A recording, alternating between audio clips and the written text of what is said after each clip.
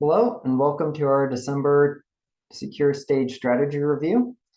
Just to get started, as you may remember, we recently made a reorganization of our groups and categories here in the SEC section. And so the Vulnerability Management Group is now part of Govern.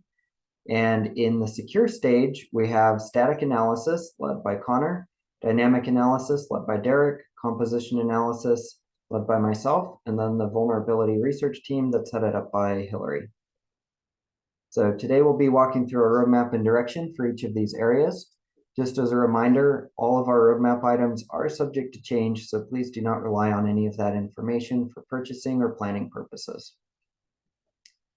Just to get started with the composition analysis area, in the last 6 months, we've released a number of features to help improve our support. We've added everything from FIP support mode for Java to the ability to ignore NPM development dependencies. We recently added support for Gradle 7 for license compliance. And then lastly, we added GA support for operational container scanning, which is a feature that was in the works for quite a while, but it's now ready for production use that allows users to install the GitLab agent for Kubernetes and then scan their production environment for known vulnerabilities in their container images. Coming up on the roadmap, we have been focused very heavily for a number of months on this epic to allow us to do continuous vulnerability scanning and also to allow us to replace our current solution for license compliance. The new model allows users to run just the container scanning and dependency scanning jobs to produce a software bill of materials that then gets ingested and stored in the GitLab database. Our plan is to also bring in the advisory database as well as a license database so that we have all of that information there in Postgres. And then we can do both vulnerability matching and license matching right there in Ruby, so that users don't have to run scheduled scans to keep their vulnerabilities up to date. This means that anytime there's a change either to the software bill of materials or if there's a new advisory that comes in, we can run that scanning job again and get new vulnerabilities. Currently, we're focused very heavily on the license piece so that we can allow GitLab to deprecate and remove the license compliant scanning job, which would be one less pipeline job that users have to run in order to do vulnerability and license scanning. So you'll be able to do your license compliance just by running the container and dependency scanners. With that, I'll be turning it over to Connor to cover our roadmap for static analysis. Great, thanks, Sam. We have a lot of exciting stuff across the categories in static analysis, including SAST, key protection, code quality. IAC scanning rides in as part of SAST, but I like to discuss it separately since it has a different user base. So a lot of highlights. So starting with SAST, we're really expanding our use of SemGrep-based scanning, and that includes adding support for C#. So as a reminder, the SemGrep-based scanning coverage means that we have validated support through SemGrep, and we've combined the rules, or we've managed a rule set that allows us to deliver coverage that we support and we stand behind. This replaces an error-prone analyzer called Security Code Scan, but currently they're running next to each other. We'll revisit that as we hit the .0 release 16.0. We're also working on additional SemGrep-based scanning conversion. During the last few months, we've also streamlined our analyzer coverage. So we've moved from other analyzers, Bandit, ESLint, GhostDeck, and Spotbugs, to SemGrep-based scanning for a list of languages: JavaScript, TypeScript, React, Python, Go, and Java. So this takes out false positive prone analyzers and ones that were hard to set up, like Spotbugs, and replaces them with SemGrep-based scanning, which doesn't have those same kind of requirements. Another great benefit of SemGrep-based scanning at GitLab is that we maintain the rule sets versus the upstream open source project doing so. So we're able to tune those in response to customer feedback.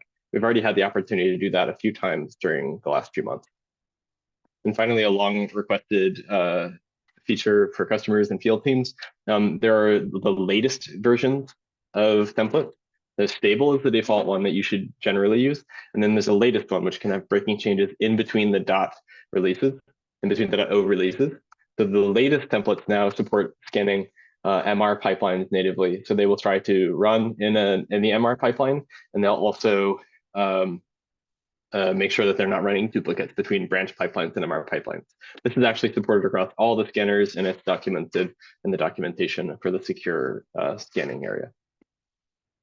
So a lot of fun in SAST. And secret detection, one of the most interesting highlights is that we have started a beta for automatic personal access token verification. When someone leaks a GitLab credential into their codebase, especially if it's on gitlab.com, it can be a very big deal. And we know that for both our customers and for GitLab. So we started a beta to revoke those tokens when secret detection discovers them. In IAC scanning, we're working to streamline that user experience again. So we've removed things that Kix added that weren't really helping our users, and were actually causing different kinds of bugs and worse performance. So we removed secret detection rules from Kix in the way that we ship the Kix-based analyzer. This is something you do have to update the template for, so make sure to get your accounts past that 15.3 boundary to have that happen by default. And code quality, a really long-running task for which we want to credit Pipeline Insights for doing a lot of the work there, is we enabled support for multiple reports in the diff view. And now use more than one tool a lot easier. Combine things like a doc splinter and will show up everywhere. Previously, they only showed up in the MR widget, and it would pick one of the tools to show in the other views, which obviously means that people weren't adopting those multiple tools. And really exciting, this is already being dog-fooded in the GitLab documentation build. So you'll see if you wrote English that has some errors, you'll see that in the changes tab of the MR, and it's also being used in the internal handbook with Markdown lint. Now looking forward across the same categories, I'll start again with staff. So we've been investing a lot in moving things to semicript-based scanning, but that's not where the story ends. We are expanding that further with more languages, Scala, PHP, likely Node.js after that, but also investing in our proprietary technology that's been in the background for a long time. So we're expanding that in the way that it's used today for false positive reduction and for advanced vulnerability tracking, but also looking to expand it into new use cases. Semigrep is in some ways a stepping stone toward that proprietary technology. From the UI or UX side, the code quality view lets you see those errors right in the changes tab, but SAS findings don't show up there today. So the next step is to put SAS findings in the diff view, which would be a really nice optimization on the developer experience. And then we know that people want to customize the rule sets that they're using for scanning. So we're looking for an MVC iteration to allow people to manage that at a group level. Now to secret detection, that pattern revocation feature I talked about, we're going to be enabling that across all of GitLab.com and self-managed instances. We will be communicating more about that, including a blog and other announcements so the customers are ready and they know what to expect. We're also adding new partners for secret revocation. Previously, we've supported AWS. So when we see an AWS token, we'll send it to AWS and tell them so they can limit the damage to the customer's account. Our mutual customers who use both these partners and GitLab secret detection will be better protected once we expand our set of partners. And then the secret detection experience can be a little bit clunky at times in certain circumstances. We're working to streamline that, but also in the background, working to design how we can be on by default and sort of in the background, always protecting users, regardless of whether they've enabled a certain pipeline feature for secret detection. For IAC scanning, there's a lot of rules that come in from upstream, and users often prefer one set of them or the other. We're exploring options for how we can do better customization for people who want to bring their own ideas to IAC scanning. And note, we've documented now an existing feature that had gone undocumented about the fact that you can disable rules if you don't like them, and you can customize the metadata the same as you can in SAS and secret detection. Then for code quality, one of the biggest pain points is the scanning process through the open source tool Code Climate. So we are working to deliver a new bring your own tool-oriented scan ingestion system that lets people use the developer tools they're already using, like ESLins, things like that, that people have already integrated in their CI pipelines, but helping them up-level that experience to be in the MR widget, the pipeline view, and the diff view, the changes tab as well, so that they can have a nice tight loop within GitLab, shows the value of scanning and bringing all your results together. So a lot of interesting stuff coming up in static analysis land, but let's talk about when the code starts running. Derek, on to you. Thank you, Connor. All right, we'll look at dynamic analysis and what we've done in the last 6 months. So the first thing was that we completely redesigned the workflow for the configuration process, both for Dast in the CI/CD pipeline as well as the on-demand Dast. So we rebuilt that from the ground up and added in a lot more functionality so that you aren't switching context, and that things like site and scanner profiles are created within the same context of the configuration UI.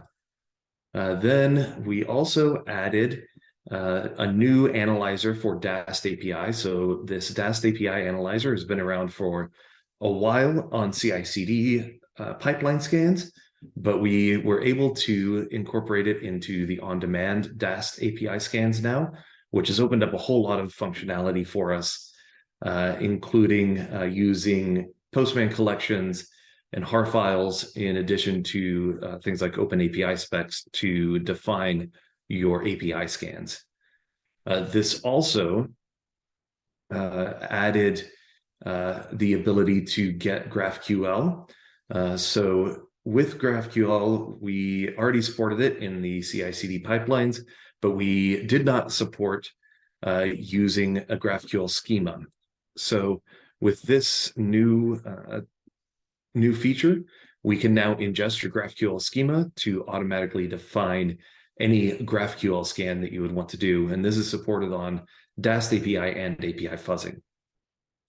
So looking at the browser-based Dast analyzer, we got all of our passive vulnerability checks built and into the browser-based Dast analyzer. So that has completely replaced the legacy Dast analyzer passive checks for the existing, or for any scan that has browser-based, the browser-based scan active.